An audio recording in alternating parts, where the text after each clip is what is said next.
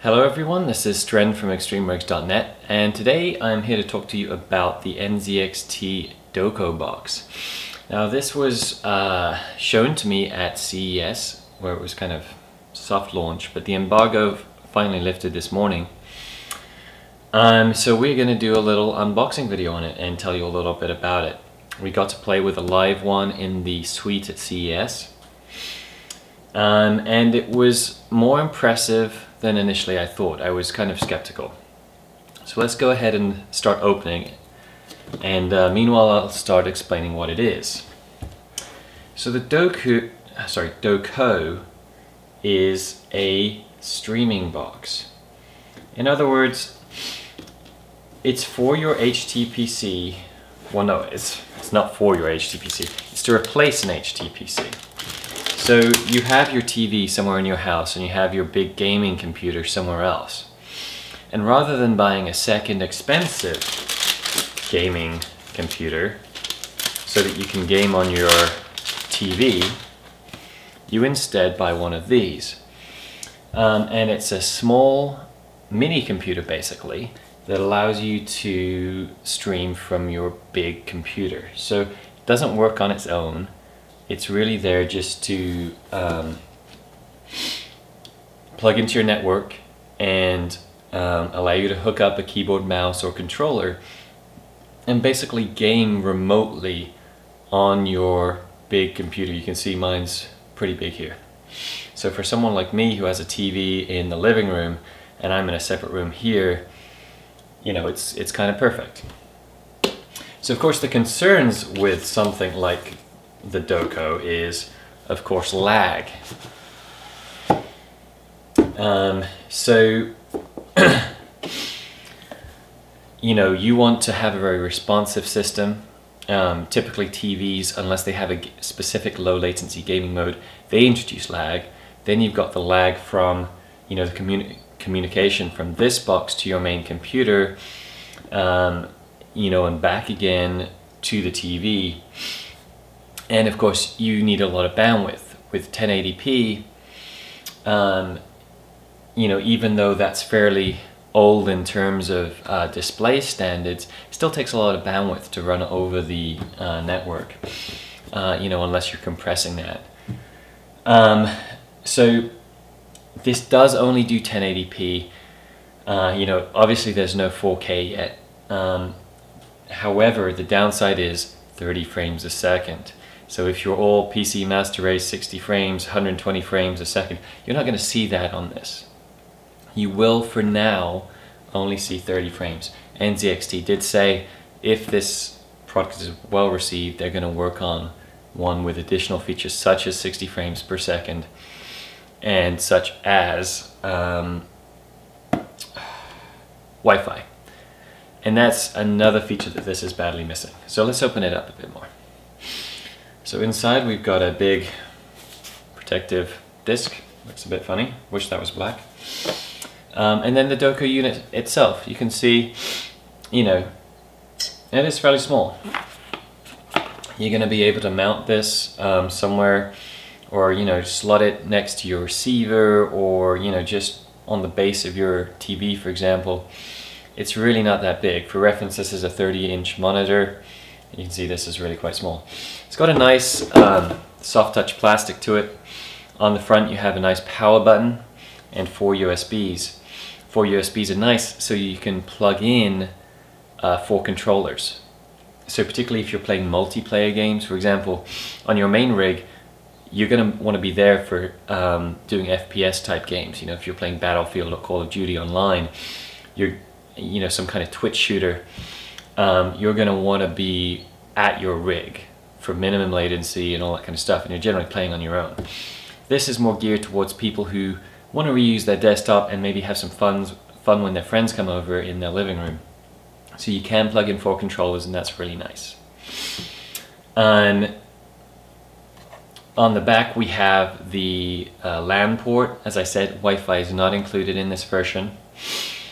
If you don't have a network connection to your living room or wherever your TV is, you can use something like Powerline network connections, or you could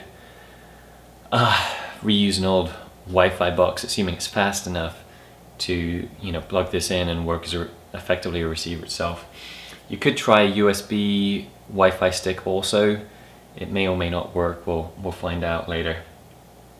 I'm not sure how you go about dealing with the drivers on that end. This is very low power, you know, it really doesn't need much.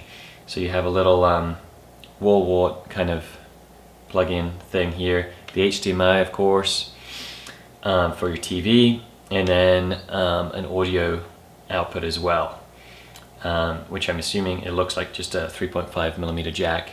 So you could put headphones in if you want to. It's kind of weird because this is mainly geared for playing in front, you know, in your living room. You'd probably plug that into something else. I mean, generally, hopefully your receiver has a setup where you can, you know, take the HDMI out of here and then goes into your TV without much latency. And you can figure that out. There is an audio port if you need it. I would generally stick to the HDMI if possible. And we have a little hole here, which I'm assuming is maybe a reset. Might be a microphone. You never know. We have a quick start guide. I'll just skim over this. It includes the Doko, the adapter, which I assume is a power adapter, and a network cable. And you download the software. You're going to connect the HDMI, plug the Ethernet in, plug in the power cable, and connect your USB devices, and that's basically it. The software is really to run on your big computer. That enables it to hook up to the Doko on the network and stream. So let's see what's underneath here.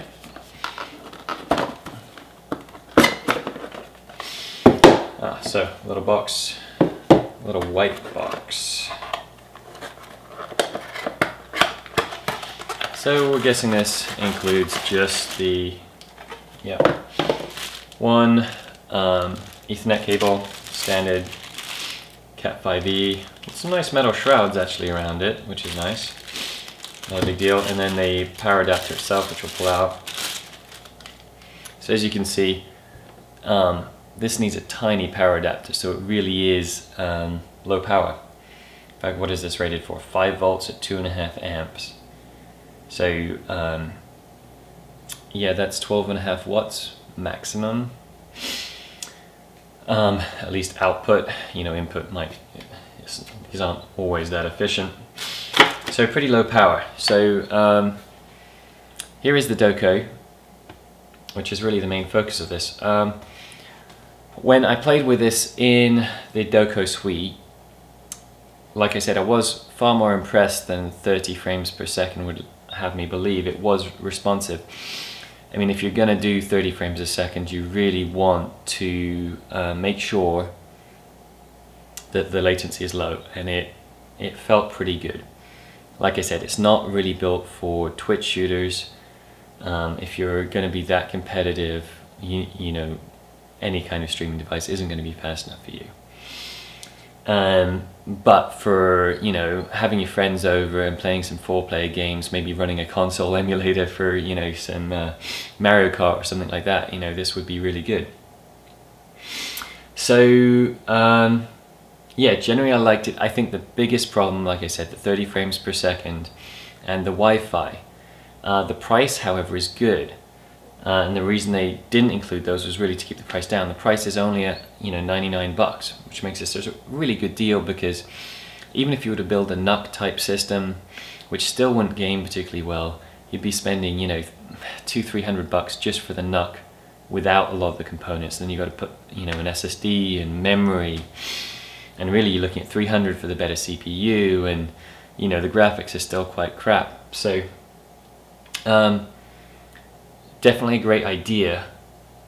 The biggest problem, however, is going to be the competition. In a standalone world, as it is today, this is great. There's nothing else that really competes as well.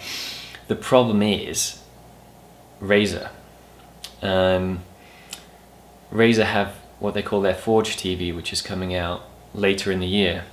And if that comes out on time and delivers as it promises, and as it did in the booth when we tried it at CES as well, the Razer has 60 frames a second and it has Wi-Fi.